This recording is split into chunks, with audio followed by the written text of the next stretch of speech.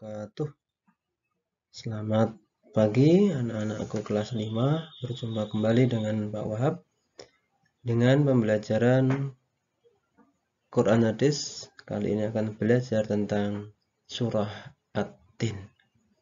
Namun sebelum pembelajaran pagi hari ini kita mulai, marilah kita awali berdoa dengan membaca basmalah bersama-sama. Bismillahirrahmanirrahim.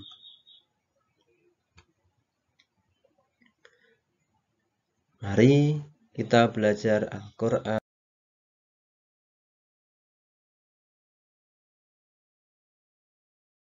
Surah At-Tin.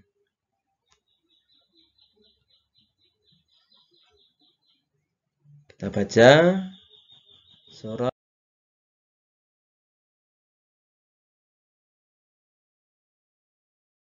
At-Tin. Anak-anak juga bisa membaca bersama-sama dengan Pak Wahab. Bismillahirrahmanirrahim. Wattini wazzaitun. Watturi sinin. Wahadzal baladil amin. Laqad khalaqnal insana fi ahsani taqwim. Thumma radadnahu asfala safilin. إلا الذين آمنوا وعملوا الصالحات فلهم أجر غير ممنون فما يكذبك بعد بالدين أليس الله بأحكم الحاكمين.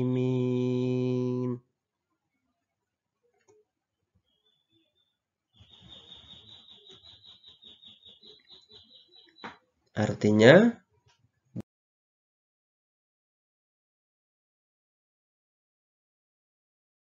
demi buah tin dan buah zaitun, demi gunung Sinai, dan demi negeri Mekah yang aman ini. Sungguh, kami telah menciptakan manusia dalam bentuk yang sebaik-baiknya. 5. Kemudian kami kembalikan dia ke tempat yang serendah-rendahnya. 6. Kecuali orang-orang yang beriman dan mengerjakan kebajikan, maka mereka akan mendapat pahala yang tidak ada putus-putusnya. 7. Maka apa yang menyebabkan mereka mendustakanmu tentang hari pembalasan setelah adanya keterangan-keterangan itu? 8. Bukankah Allah Hakim yang paling adil?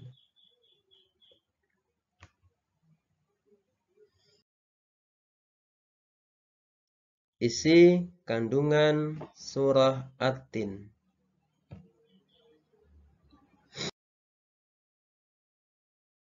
Surah At-Tin merupakan surat ke-95 di dalam Al-Quran. Terdiri dari 8 ayat, diturunkan di kota Mekah sebelum Nabi Muhammad SAW hijrah ke Madinah. Oleh sebab itu, surah At-Tin tergolong surah Makkiyah.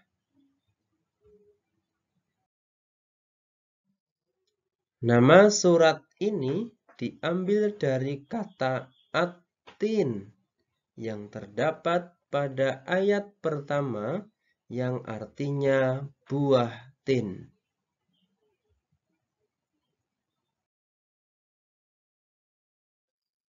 Pada ayat 1 2, dan 3, Allah Subhanahu wa Ta'ala bersumpah dengan menggunakan 4 hal, yakni 1 buah tin, 2 buah zaitun, 3 bukit Sinai, yang keempat al-balad al-amin.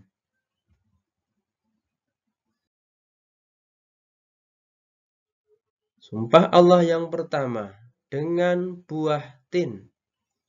Buah tin tumbuh di tempat bukit yang terletak di kota Damaskus, Suriah. Buah tin adalah buah yang enak dan lembut, serta memiliki banyak manfaat untuk kesehatan.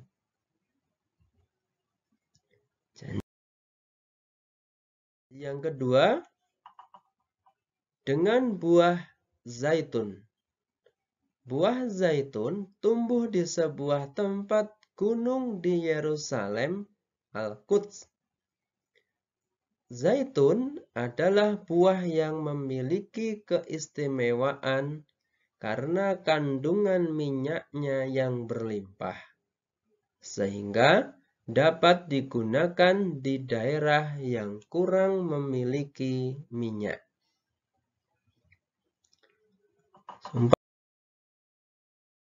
Yang ketiga, dengan Bukit Sinai. Bukit Sinai, Tursina, adalah sebuah gunung yang berlokasi di Sinai, Mesir. Tempat ini adalah tempat Nabi Musa alaihi salam menerima wahyu kitab Taurat secara langsung dari Allah Subhanahu wa Ta'ala. Sumpah Allah yang keempat adalah dengan al-balad al-amin. Yang dimaksud dengan kota yang aman adalah kota Mekah. Di kota ini lahir Nabi akhir zaman, penutup dari semua nabi, yaitu Nabi Muhammad sallallahu alaihi wasallam.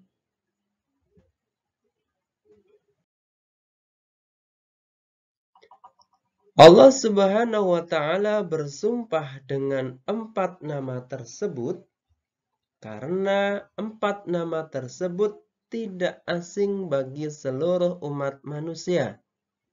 Tentang pengaruh dan peranannya dalam melepaskan manusia dari alam kegelapan kepada cahaya yang terang benderang.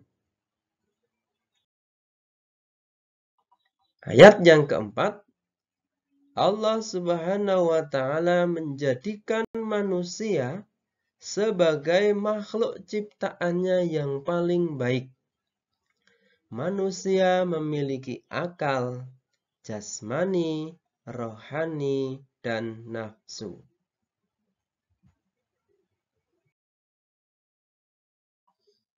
Manusia memiliki rupa yang paling bagus, badan yang paling sempurna, tegak posturnya, dan bisa berbicara, sehingga mudah untuk melakukan kegiatan.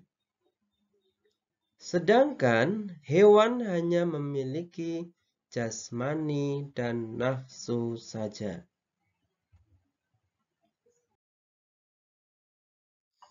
Manusia juga dibekali dengan akal pikiran agar mampu membedakan mana yang baik dan mana yang buruk. Akan tetapi, manusia terkadang lupa akan kelebihan yang telah diberikan Allah kepadanya. Manusia banyak yang lalai, sehingga mereka tidak menggunakan akal pikirannya sesuai yang telah ditentukan oleh Allah Subhanahu wa Ta'ala.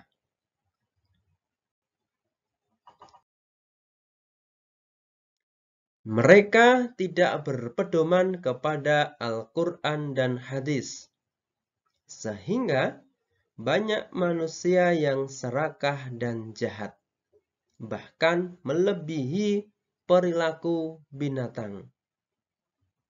Sesuai dengan ayat yang kelima, maka Allah menempatkan mereka ke tempat yang serendah-rendahnya dan turun derajatnya menjadi hina.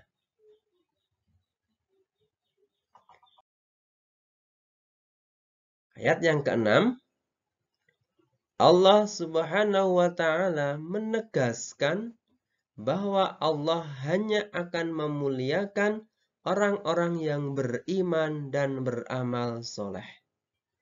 Orang-orang beriman akan selalu beramal soleh, karena mereka tahu bahwa Allah Subhanahu wa Ta'ala akan memberikan balasan pahala yang tidak ada putus-putusnya.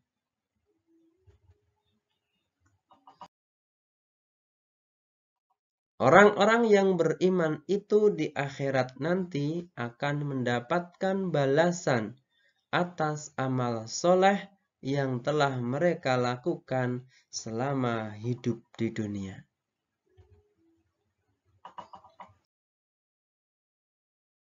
Ayat yang ketujuh, menjelaskan pada saat hari kiamat nanti ada hari pembalasan terhadap perbuatan manusia, baik perbuatan manusia yang baik dan yang buruk.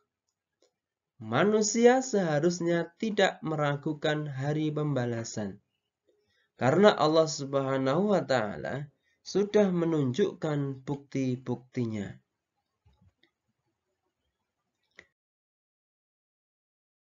Allah Subhanahu wa Ta'ala memberikan akal kepada manusia untuk berpikir tentang ciptaannya dan hati untuk merasakan iman.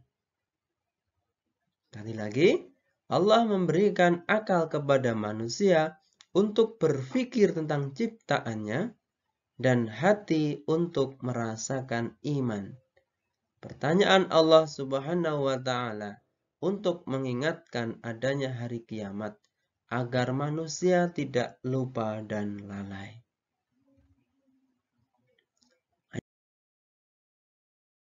Ayat yang ke-8 menjelaskan bahwa Allah Subhanahu wa Ta'ala adalah hakim yang maha adil, bahwa dialah hakim yang paling adil keputusannya di antara hakim-hakim yang adil lainnya.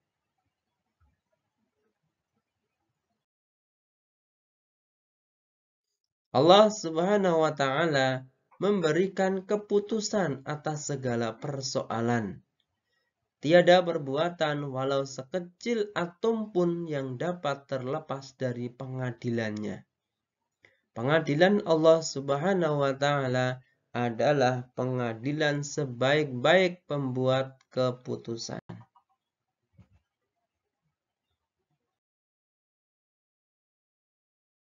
Nah, untuk menambah pemahaman anak-anakku, adanya latihan. Yang pertama adalah menulis surat at-tin dan artinya, yaitu terdapat di dalam buku paket halaman 24. Serta tugas yang kedua sebagai keterampilan adalah menghafalkan surah at-tin kemudian dikirimkan melalui voice note.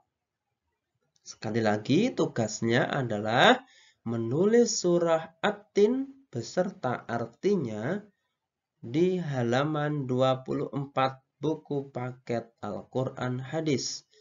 Serta yang kedua sebagai nilai keterampilan adalah anak-anak menghafal surah at-tin kemudian dikirimkan melalui voice. Demikian pembelajaran Al-Quran Hadis pada kesempatan pagi hari ini. Ada kurang dan lebihnya Pak Wahab mohon dimaafkan. Kita akhiri pembelajaran pagi hari ini dengan membaca hamdalah. Alhamdulillahi rabbil alamin. Assalamualaikum warahmatullahi wabarakatuh.